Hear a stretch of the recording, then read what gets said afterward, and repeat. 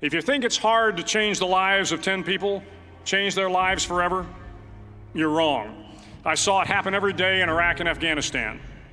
A young Army officer makes a decision to go left instead of right down a road in Baghdad, and the 10 soldiers with him are saved from a close-in ambush.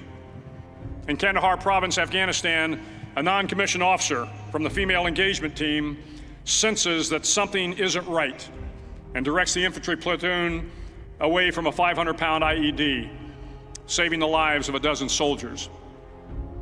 But if you think about it, not only were those soldiers saved by the decisions of one person, but their children were saved, and their children's children. Generations were saved by one decision, one person.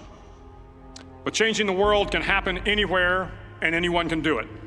So what starts here can indeed change the world. But the question is, what will the world look like after you change it? Well, I'm confident that it will look much, much better. But if you'll humor this old sailor for just a moment, I have a few suggestions that may help you on your way to a better world. And while these lessons were learned during my time in the military, I can assure you that it matters not whether you ever served a day in uniform. It matters not your gender, your ethnic or religious background, your orientation, or your social status. Our struggles in this world are similar, and the lessons to overcome those struggles and to move forward, changing ourselves and changing the world around us, will apply equally to all. I've been a Navy SEAL for 36 years, but it all began when I left UT for basic SEAL training in Coronado, California. Basic SEAL training is 6 months of long, torturous runs in the soft sand, midnight swims in the cold water off San Diego, obstacle courses, unending calisthenics, days without sleep, and always being cold, wet, and miserable.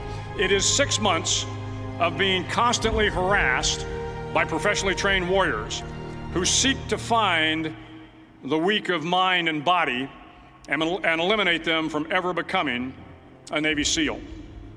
But the training also seeks to find those students who can lead in an environment of constant stress, chaos, failure, and hardships.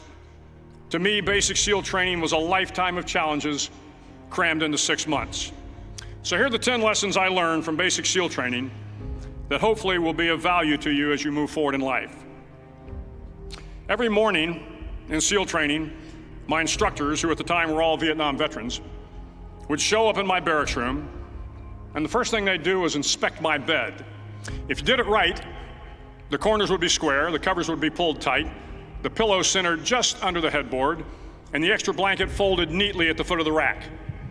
It was a simple task, mundane at best, but every morning we were required to make our bed to perfection. It seemed a little ridiculous at the time, particularly in light of the fact that we were aspiring to be real warriors, tough, battle-hardened SEALs. But the wisdom of this simple act has been proven to me many times over. If you make your bed every morning, you will have accomplished the first task of the day. It will give you a small sense of pride, and it will encourage you to do another task, and another, and another. And by the end of the day, that one task completed will have turned into many tasks completed. Making your bed will also reinforce the fact that the little things in life matter. If you can't do the little things right, you'll never be able to do the big things right. And if by chance you have a miserable day, you will come home to a bed that is made, that you made. And a made bed gives you encouragement that tomorrow will be better. So if you want to change the world, start off by making your bed.